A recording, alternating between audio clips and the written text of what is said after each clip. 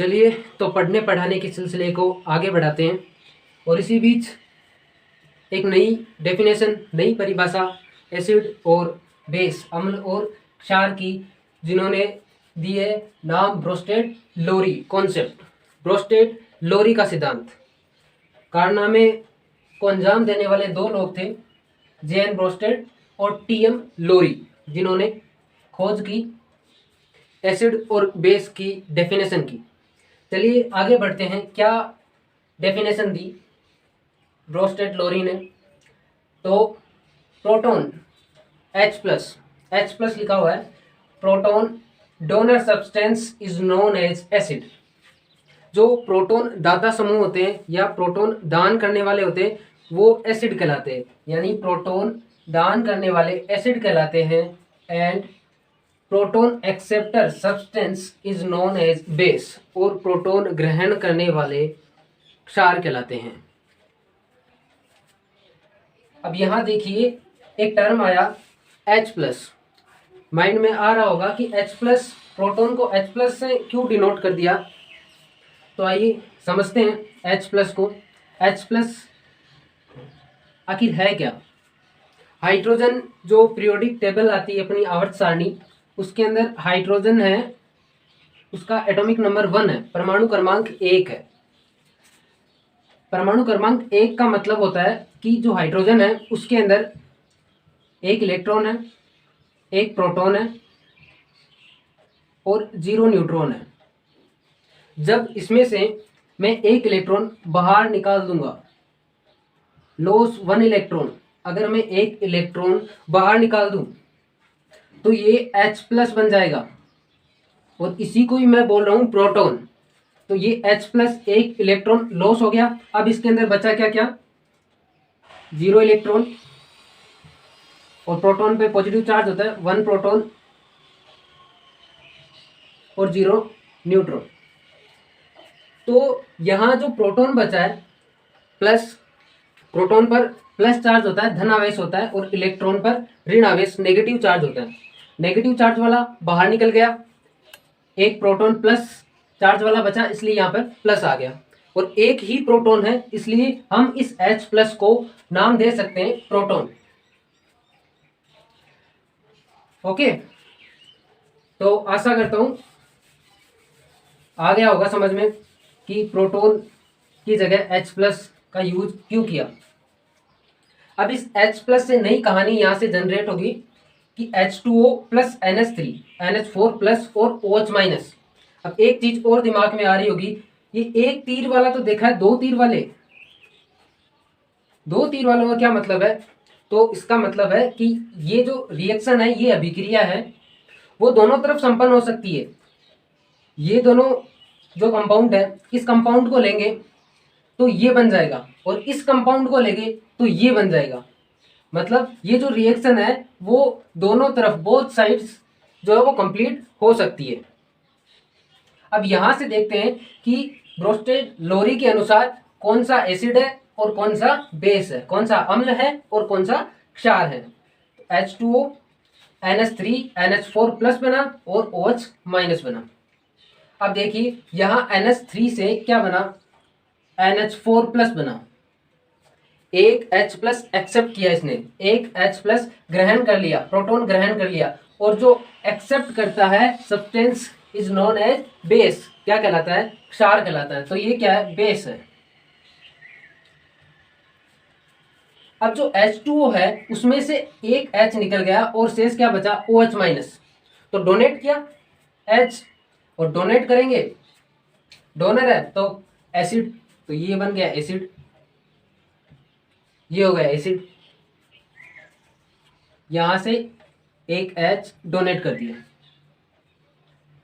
अब चलते हैं आगे की ओर। एक कंजुगेट एसिड और कंजुगेट बेस होता है। कंजुगेट हिंदी मीडियम वालों के लिए संयुग्मी अम्ल और संयुग्मी क्षार। जैसे ये H2 है, NH4+ बन गया, तो इसको हम बोल देंगे कंजुगेट बेस, संयुग्मी क्षार। और अगर अम्ल से बना तो संयुग्मी क्षार, और अगर बेस क्षार से बना तो इसको OH- को बोल देंगे संयुग्मी अम्ल।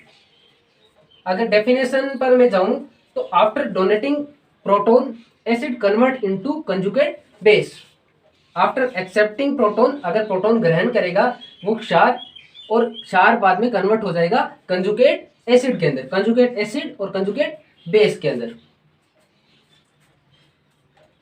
अब इसकी लिमिटेशन, लिमिटेशन क्या है? हर परिभाषा की एक सीमा होती है। जैसे इसके अंदर है, this theory does not explain aprotic acid and base. Aprotic acid and base को अगर आप समझना चाहो तो ये वह एसिड और बेस है जिसके अंदर H नहीं है, यानी प्रोटॉन नहीं है। तो ये H, जिसके अंदर H ही नहीं है, हाइड्रोजन ही नहीं है, तो ये प्रोटॉन का दान और एक्सेप्टेंस, दान नहीं कर सकता, न ग्रहण कर सकता है, न एक्सेप्ट कर सकता है प्रोटॉन को। इसलिए जैसे CO2 है, SO2 है, BF3 है, ये सारे इसके एग्जाम्पल्स हैं। तो ये इसकी क्या है? लिमिटेशन है। अब एक कभी कभी क्वेश्चन पूछता है बोर्ड कि right conjugate acid and base के पेयर, कंजुगेट एसिड और कंजुगेट बेस, संयुग्मी अम्ल और संयुग्मी क्षार के जोड़े अपन को लिखने हैं। तो HCl plus H2O, Cl minus और H3O प्लस बना। तो यहां से HCl के अंदर से जो H बाहर निकला है, H इसने डोनेट किया है, और H2O ने एक H एक्सेप्ट किया है। अगर डोनेट करेगा कोई H, यहां से देखिए डोनेट करेगा donor substance known as acid, तो ये क्या है? एसिड। और ये एक्सेप्ट कर रहा है तो ये क्या है? बेस। इसका मतलब क्या है कि एसिड जो डोनेट कर रहा है तो Cl माइनस बना, तो ये क्या हो गया? इसका कंजुगेट बेस। और जो बेस है वो H3 एक्सेप्ट करेगा H प्लस को, तो ये बन जाएगा कंजुगेट एसिड। विपरीत होता है, थोड़ा उल्टा होता है। तो ये एसिड कंजुगेट बेस के अंदर कन्वर्ट हो जाएगा और बेस कंजुगेट एसिड के अंदर कन्वर्ट हो जाएगा। अब यहां पर आपके माइंड में ये आ रहा होगा कि ये H2O है, यहां पर तो बेस की तरह व्यवहार प्रदर्शित कर रहा है और यहां पर एसिड की तरह, ऐसा क्यों? ऐसा आपके क्वेश्चन भी पूछ सकता है। यहां पे एक्सप्लेनेशन ऐसे दे सकते हो दोनों इक्वेशन से। ये इसी का एग्जांपल है ब्रोस्टेड लोरी कॉन्सेप्ट का, ब्रोस्टेड लोरी सिद्धांत का। तो ऐसा ही एक सिद्धांत है ब्रोस्टेड लोरी सिद्धांत। ऐसा सिद्धांत है जिसके अंदर जो H2O है, जल है, वो बेस, क्षार और एसिड, अम्ल की दोनों की तरह व्यवहार प्रदर्शित करता है। चलिए तो बढ़ते हैं नेक्स्ट डेफिनेशन की तरफ। नई परिभाषा अम्ल और क्षार की, जिसका नाम है लुईस अवधारणा। लुईस एक साइंटिस्ट का नाम है जिसके नाम पर इस कॉन्सेप्ट का नाम रखा गया है, लुईस कॉन्सेप्ट, लुईस अवधारणा। इसने क्या दी डेफिनेशन एसिड और बेस पर? Acid are substance which accept electron pair, जो इलेक्ट्रॉन पेयर को ग्रहण करता हो वो क्या कहलाएगा? एसिड कहलाएगा। और base substance that donate electron pair, और जो इलेक्ट्रॉन पेयर्स को डोनेट करेगा यानी दान करेगा वो क्या कहलाएगा? बेस, क्षार कहलाएगा। ग्रहण करने वाला तो अम्ल और इलेक्ट्रॉन के पेयर को दान करने वाला क्षार। आइए अब समझते हैं इलेक्ट्रॉन पेयर। इलेक्ट्रॉन का एक जोड़ा होता है, यानी दो इलेक्ट्रॉन, उसको अपन बोल देते हैं इलेक्ट्रॉन पेयर। यहाँ ये एक एग्जांपल है कि NH3 है, इसके पास दो इलेक्ट्रॉन पड़े हैं, और BF3 है जिसके पास दो इलेक्ट्रॉनों की कमी है, तो ये आपस में साझा कर लिया। अब इलेक्ट्रॉन NH3 के पास दो अधिकता है इलेक्ट्रॉन की, तो ये क्या कर रहा है? दान कर रहा है, दान कर रहा है, डोनेट कर रहा है। तो substance that donates electron pair called base, यानी ये क्षार है, क्षार कहलाएगा। और जो ग्रहण करता है, ये BF3 ग्रहण कर रहा है, तो ये क्या कहलाएगा? एसिड, ये अम्ल कहलाएगा, ये क्षार, बेस। अब आइए समझते हैं इलेक्ट्रॉन पेयर को। N नाइट्रोजन एटॉमिक नंबर है, परमाणु क्रमांक है नाइट्रोजन के साथ। आइए इसे देखते हैं। नाइट्रोजन है, बाहरी कक्षा में इलेक्ट्रॉन चक्रण करते हैं, बाहरी कक्षा में इलेक्ट्रॉन चक्कर लगाते हैं। ये इसकी मैंने बाहरी कक्षाएं बना दी, 9th क्लास में पढ़ चुके होंगे पहले तो। ये जो फर्स्ट कक्षा रहती है इसमें only for 2 electron, 2 he electron आते हैं, 1 और 2। नाइट्रोजन के जो परमाणु क्रमांक एटॉमिक नंबर है वो है 7। इसका मतलब 7 इलेक्ट्रॉन है इसके अंदर। तो 7 इलेक्ट्रॉन कौन कौन सी कक्षा में किस तरह से हैं, तो कोई भी जो एटम है उसकी जो फर्स्ट कक्षा होती है, फर्स्ट क्लास है, उसके अंदर ओनली फॉर 2 इलेक्ट्रॉन भरे जाएंगे और अगली सेकंड में 8 इलेक्ट्रॉन भरे जाएंगे। फर्स्ट में 2, फिर 8, फिर अगले में 8, इन दोनों में 8। तो इसमें 2 कंप्लीट हो गए। अब इसके अंदर बचे कितने इलेक्ट्रॉन? 5 इलेक्ट्रॉन और शेष रह गए इसके अंदर।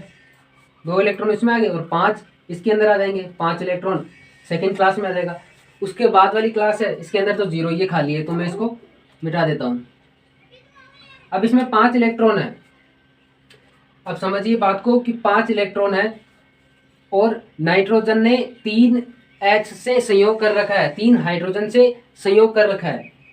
इसका मतलब नाइट्रोजन पर 5 इलेक्ट्रॉन, जिसमें से 3 पर हाइड्रोजन शेयरिंग है, यानी हाइड्रोजन ने साझा कर रखा है 3 इलेक्ट्रॉनों का। अब इसके पास बाह्यतम कक्षा में टोटल काउंट करो कितने इलेक्ट्रॉन है। 1 2 3 4 5 6 और ये 2 इसके पास पहले से थे, तो टोटल कितने हो गए? 8। और बाह्यतम कक्षा में 8 ही इलेक्ट्रॉन भरे जाते हैं। और कोई भी जो एटम होता है, परमाणु होता है, वो अपनी बाहरी कक्षा एक्सटर्नल क्लास को फुल 8 इलेक्ट्रॉन से पूर्ण पूरित करना चाहता है, जिससे वो स्थायी रह सके। स्टेबिलिटी के कारण स्टेबिलिटी चाहिए इसको, इसलिए इसको बाह्यतम कक्षा में यानी बाहरी क्लास के अंदर 8 इलेक्ट्रॉन पूरे करने होंगे। और ये पूरी किस तरह से कर रहा है? पहले इसके पास 5 इलेक्ट्रॉन थे, तो 1 2 3 4 5, ये 5 थे, तो 3 हाइड्रोजन से संयोग कर लिया, 1 2 3, तो 3 हाइड्रोजन ने इसको इलेक्ट्रॉन दे दिया और इसने तीनों को हाइड्रोजनों को अपना इलेक्ट्रॉन शेयरिंग कर ली। तो अब इसके पास टोटल 8 इलेक्ट्रॉन हो गए। 8 इलेक्ट्रॉन, अब 8 इलेक्ट्रॉन तो हो गए, तो अष्टक तो पूर्ण हो गया, बाहरी क्लास फुल हो गई। लेकिन अब ये स्टेबलिस्ट तो है, लेकिन इसके पास एक इलेक्ट्रॉन पेयर प्रेजेंट है। इलेक्ट्रॉन पेयर है इसके पास, जिसमें 2 इलेक्ट्रॉन एक साथ है, इसको बोलते हैं इलेक्ट्रॉन पेयर। तो ये भी जिसके भी पास होता है, तो ये अब इलेक्ट्रॉन का ये पेयर है, वो दान कर सकता है, मतलब इसको शेयर कर सकता है किसी दूसरे के साथ। अब BF3 को उठाते हैं, BF3 को देखते हैं। बोरोन, तो बोरोन का एटॉमिक नंबर होता है 5। बोरोन का एटॉमिक नंबर होता है 5। इसका मतलब 5 इलेक्ट्रॉन होंगे इसके अंदर और 5 ही प्रोटॉन। प्रोटॉन की बात नहीं करेंगे, वो नाभिक में होते हैं। इलेक्ट्रॉन बाहरी कक्षा के अंदर चक्कर लगाते हैं, तो मैं बोरोन लिख रहा हूँ। ये फर्स्ट क्लास और ये सेकंड क्लास, दोनों क्लास बना दी। फर्स्ट के अंदर हमेशा 2 ही इलेक्ट्रॉन भरे जाएंगे, 1 और 2। अब इसके पास बच कितने गए? 3 इलेक्ट्रॉन बच गए, 1 2 और 3। लेकिन टोटल कितने आ सकते हैं बाहरी क्लास के अंदर? बाहरी कक्षा में 8 इलेक्ट्रॉन टोटल आ सकते हैं। तो अब 3 है, तो ये 8 करना चाहेगा इन 3 से। तो अब इसने क्या किया? हाइड्रोजन से बॉन्ड बना लिया, जिससे हाइड्रोजन का जो एक इलेक्ट्रॉन था वो इससे शेयर हो जाएगा, मतलब साझा कर लेगा, जिससे इसके पास कितने इलेक्ट्रॉन हो गए? 2 2 4 2 6 और 2 8। सॉरी, ये अंदर वाले हैं 2 2 2 4 2 6 इलेक्ट्रॉन है। तो बाहरी कक्षा के अंदर 6 इलेक्ट्रॉन। अब 2 इलेक्ट्रॉन और चाहिए, इसको 2 इलेक्ट्रॉन और चाहिए, तो ये इससे साझा कर लेगा। इसलिए ये तो इलेक्ट्रॉन दाता समूह हो गया, ये इलेक्ट्रॉन डोनेट करेगा और ये एक्सेप्ट करेगा इलेक्ट्रॉन पेयर को। इसका मतलब सब्सटेंस जो एक्सेप्ट करता है इलेक्ट्रॉन पेयर को क्या कहलाता है? एसिड। तो ये क्या है? एक्सेप्ट कर रहा है तो ये एसिड है, और ये डोनेट कर रहा है तो ये बेस है, क्षार है। आशा करता हूं कि आपको समझ में आ गया होगा। अब लुईस एसिड के कुछ एग्जाम्पल्स हैं, जैसे BS3 BF3 AlCl3, aluminium trichloride. इसमें बाह्यतम कक्षा में 5 इलेक्ट्रॉन, इसके अंदर एल्यूमिनियम के अंदर 13 इलेक्ट्रॉन होते हैं बाह्यतम कक्षा के अंदर।